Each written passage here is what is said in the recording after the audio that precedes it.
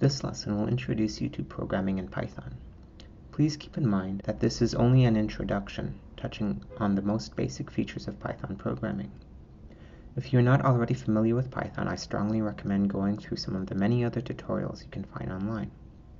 A good place to start is Codecademy and the Python documentation. To follow along, you'll need to SSH into your Future Systems account and know how to use the shell and edit files. Python is an easy-to-learn, powerful programming language. It has efficient high-level data structures and a simple but effective approach to object-oriented programming. Python's syntax and dynamic typing, along with the interpreted runtime and garbage-collecting memory management, make it a suitable language for scripting and rapid development in most areas and platforms. Additionally, Python comes with a large standard library and third-party code can easily be installed. Python is also used by several entities such as Google, Yahoo, CERN, and NASA. And many use cases for Python include web development, scientific computing, artificial intelligence, software development, information security, embedded systems, and many, many more. The Zen of Python, a series of aphorisms capturing some of the design goals of Python, include statements such as explicit is better than implicit, simple is better than complex, complex is better than complicated, and readability counts.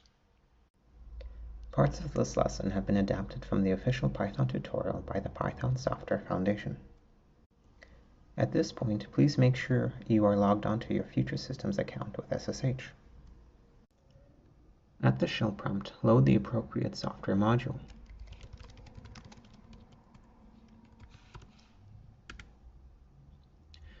Note that while I will use Emacs to edit files, you may replace references to Emacs with Nano, Vim, or your favorite editor. If you're not familiar with any of them, please use Nano. Start by entering the interactive loop by executing the command Python. The triple dash is the prompt for the interpreter. This is similar to the shell interpreter you have been using. The commands are different though. This interactive prompt does the following. It reads your input commands, evaluates the command, it prints the result of the evaluation, and loops back to the beginning. And this is why you will see the interactive loop referred to as the REPL for read, evaluate, print loop. Let's explore the syntax of Python. Type into the interactive loop and press enter.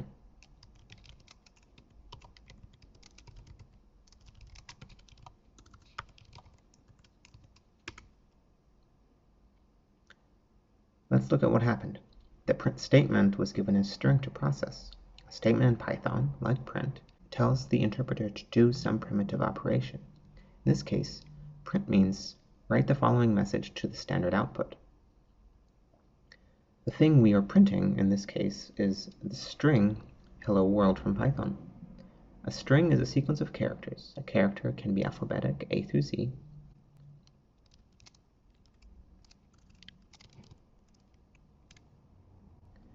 lowercase or uppercase, numeric,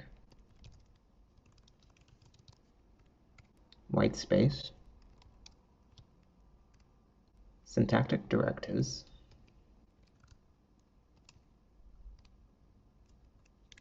and so forth. A string is just a sequence of the characters and typically indicated by surrounding the characters in double quotes.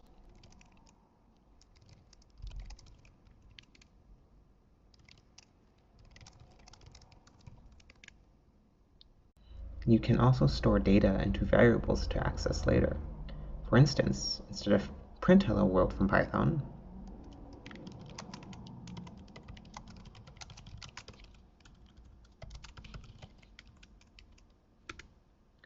if you have to do this multiple times, it can get very inconvenient. So we can store the string in a variable and access it later.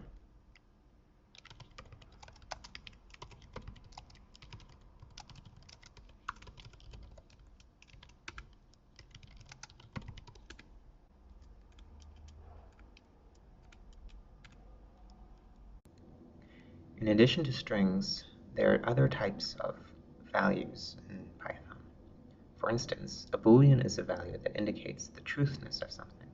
You can think of it as a toggle. It's either on or off, 1 or 0, true or false. And fact, the only possible values of Boolean in Python are true and false.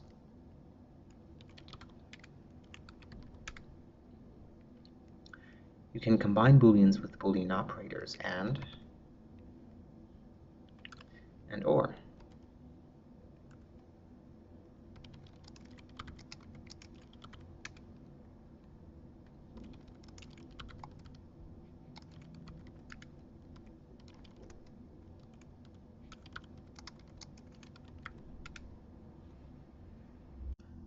The interactive interpreter can also be used as a calculator.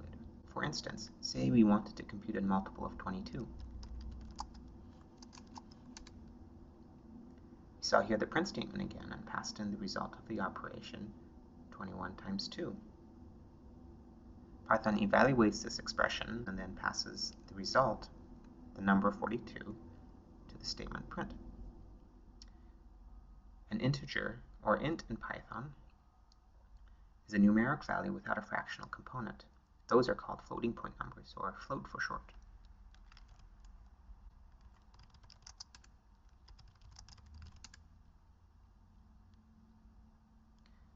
The mathematical operators compute the related mathematical operation to the provided expression. Some operators include multiplication, division, subtraction, addition, exponentiation. You can combine floats and ints.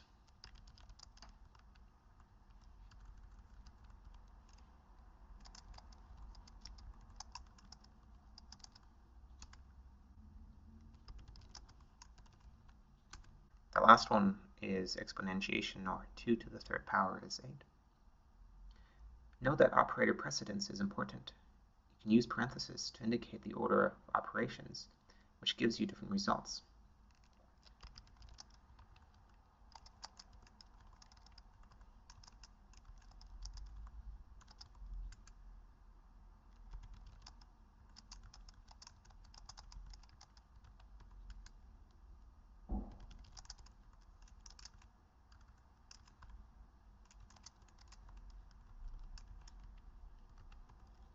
Note that the spacing between numbers and operators doesn't really matter. The placement of the parentheses affects the value of the result.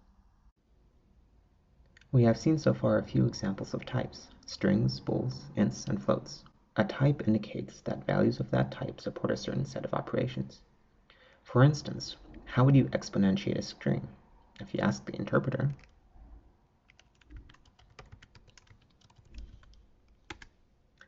you will get an error. There are many other types beyond what we have seen so far, such as dictionaries, lists, and sets. There are many different types beyond what we have seen so far, such as dictionaries, lists, and sets. One handy way of using the REPL is to get the type of a value using the type function.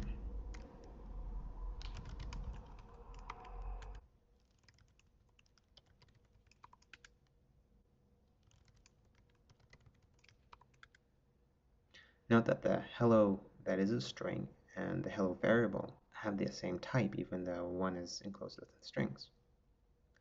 The first one, we're asking for the type of hello variable, which then dereferences and gets the actual value of the string. You can see if hello string and the hello variable are equal.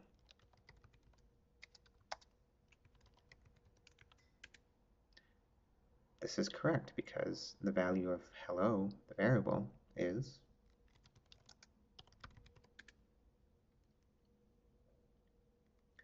You can also ask for help about something using the help function.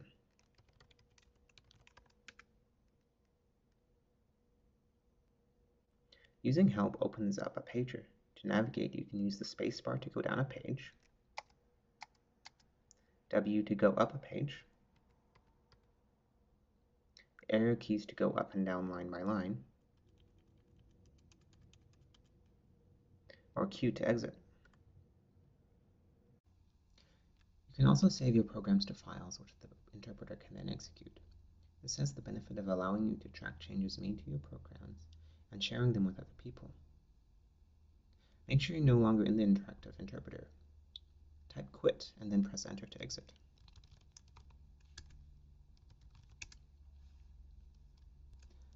Start by opening a new file called hello.py. I will be using the Emacs editor, but please use one that you are familiar with, such as Nano.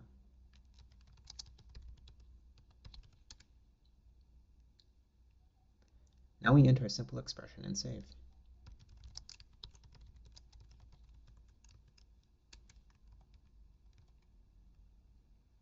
As a check, make sure that the file has the expected contents. To execute your program, pass the file in as a parameter to the Python command. Congratulations, you have written a Python module. Files in which Python directives are stored are called modules. You can make this program more interesting as well. Let's write a program that asks the user to enter a number, n, and prints out the nth number in the Fibonacci sequence.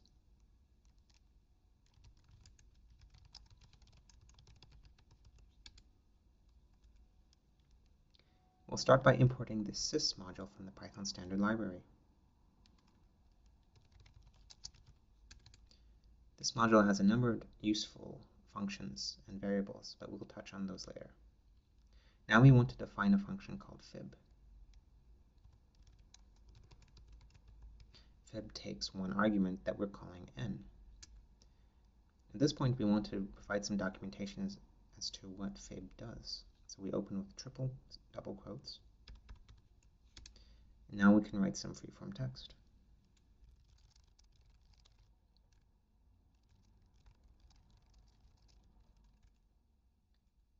So if the nth number is 0, then the result is 0.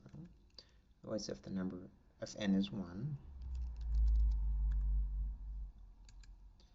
otherwise we ask for the summation of the nth minus 1 plus the nth minus 2 Fibonacci numbers. We now close the doc screen with another triple double quote. We can check the value of n using a conditional statement. So if the value of the Boolean expression n is equal to 0, so if n is 0, then this Boolean expression is true, and so we will execute this block. Otherwise, so else if n is equal to 1, we return 1.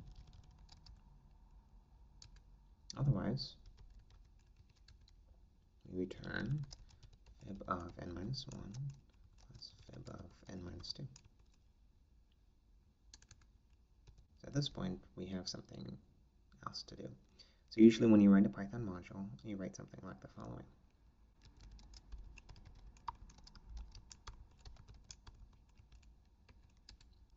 We're going to get n as a user-defined parameter at the start of the program. We're going to get n needs to be an integer. We're going to call this thing called sys argv sub 1. So sys is the module that we imported, and argv is the value corresponding to the parameters passed into the program when we ran it from the command line. And 1 is the first value in the array of parameters. 0 usually corresponds to the program name itself. And since sys.argv sub 1 is a string, we apply the int constructor to try and convert it to a number. We can now call the fib function with n and print it out. Let's save it and try running this.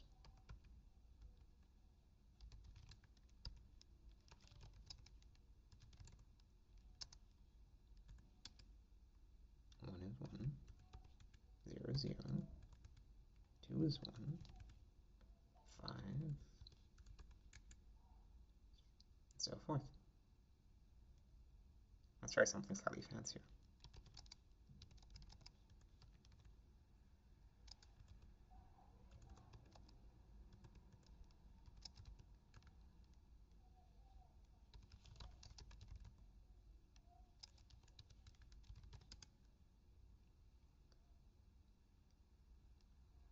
We haven't really seen this before, but this is an example of using a for loop in the shell to call a program multiple times.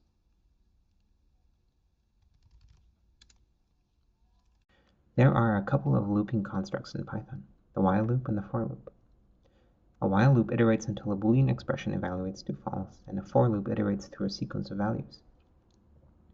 Let's write a loop of each type that prints the number from 0 to 10.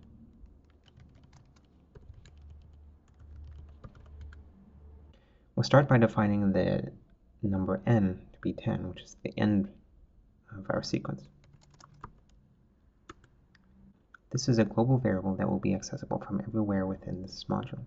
Now, numbers is the sequence of values in the range from 0 to n. Now we'll define a function that uses the while loop.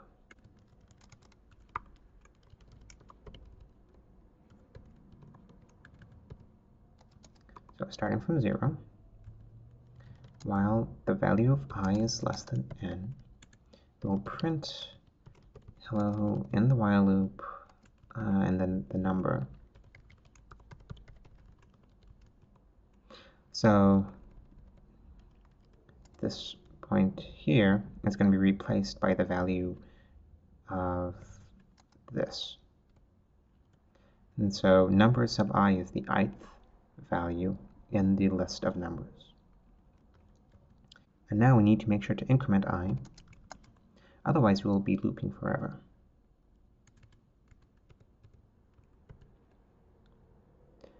Now let's define a function that calls a for loop.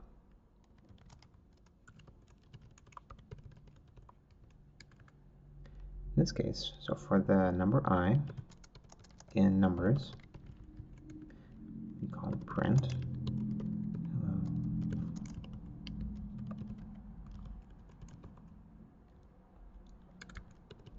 And now in the main body, we will just call each function.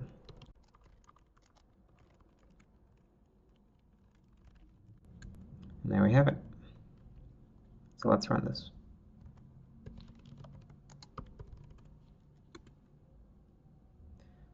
As you can see, each function does the exact same thing. So one question to consider is, in this situation, which loop method is more appropriate? Let's look at the code again.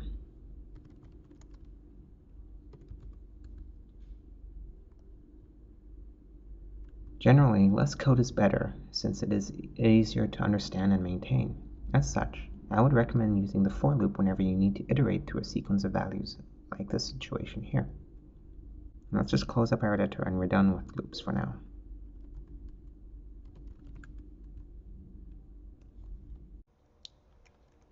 Let's take a look at the help function in the Python REPL.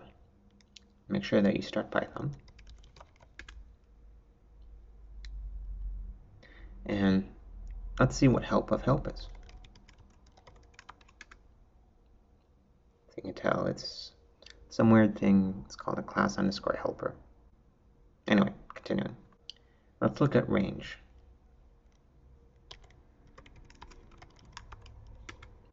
So as we saw before, the help function shows the doc string of a function, or class, or other entities in Python. In this case, we see that range takes a variable number of arguments and returns a list of integers. If a single argument is given, stop, then the sequence consists of the number 0, 1, 2, 3, etc. until n minus 1, or stop minus 1. If two arguments are given, start and stop, then you increment from start to stop with a step of 1. But you can also specify a step size. So for instance, let's increment from 1 to 20. So really the last possible one that could be is 19, and then with a step of 3.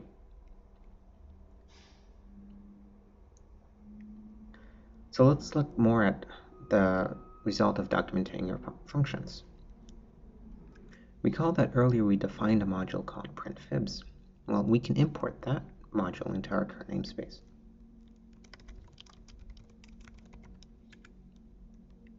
And there was a fibs function within the namespace of the printfibs module. Oops, sorry, the fib. There we go. We can call this function. We can also get the doc string of fib.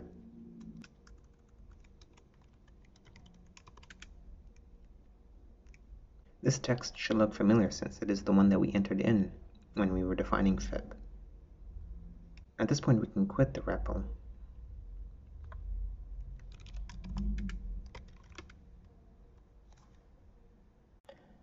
Now let's take a look at another important tool for Python development, the Python Package Index, or PyPy for short. PyPy provides a large set of third-party packages. If you want to do something in Python, first check PyPy, as odds are someone already ran into the same problem and created a package to solve it. I'm going to demonstrate creating a user Python environment, installing a couple packages from PyPy, and then use them to examine some bad code. First, let's get some code we wish to examine. I've uploaded it to GitHub, and you can use the wget command to download it.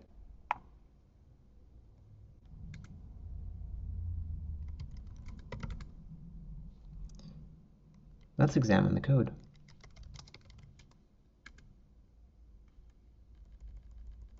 So as you can tell, this code is very dense and hard to read. Rather than cleaning this up by hand, which is a time-consuming and error-prone process, surely we think someone has written a program to do this automatically. Luckily, yes, this is the AutoPep8 and Pylint programs, which do some formatting fixes and then tells us potential problems in the code. In order to install packages from PyPy, use the pip command. Let's check out where it is. It's been installed to the Python environment we created with virtualenv. We can search PyPy for the packages we want.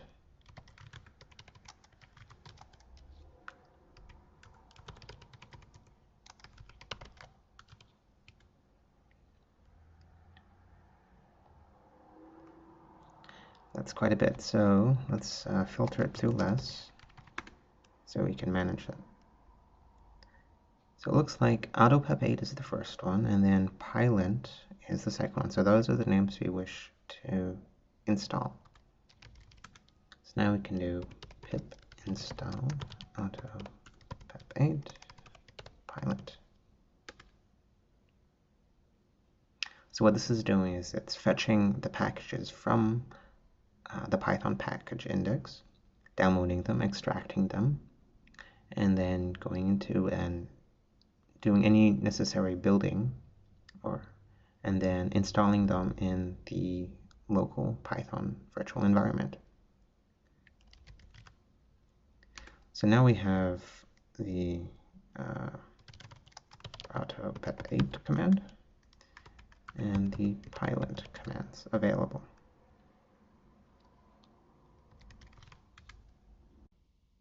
We can now run the bad code through AutoPep8 to fix the formatting problems.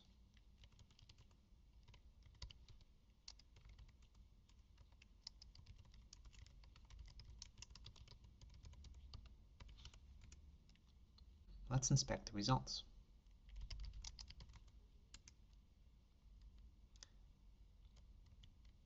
So now we can actually tell what's going on in this function, example 1. We have a couple variables declared. First one is a tuple. The second one looks like it's a dictionary. So we have a mapping from strings such as long, other, and more to a long string, a list of numbers, including a string, so heterogeneous list, and more maps to another dictionary. And then we return those two variables. In example 2, just returns a dictionary. So this one so example 2 could probably have been cleaned up a bit more. So at this point we might want to clean it up by hand. So you can go down here, return this key. So this is a dictionary, so we want has key is that. Okay, it's probably not going to get much better than this through this path. And we have this class over here. That's fairly okay. So this is fairly straightforward. It's a lot better than the mess that we had earlier. So let's close that. Another useful tool is Pylint, which analyzes Python code for potential problems. Let's try running it on the original code first. I'm going to pass in a couple flags that are not really relevant, but that just help clean up the output. So this is running Pylint on the original code. As you can tell, there are quite a few results. Just a bunch of comments.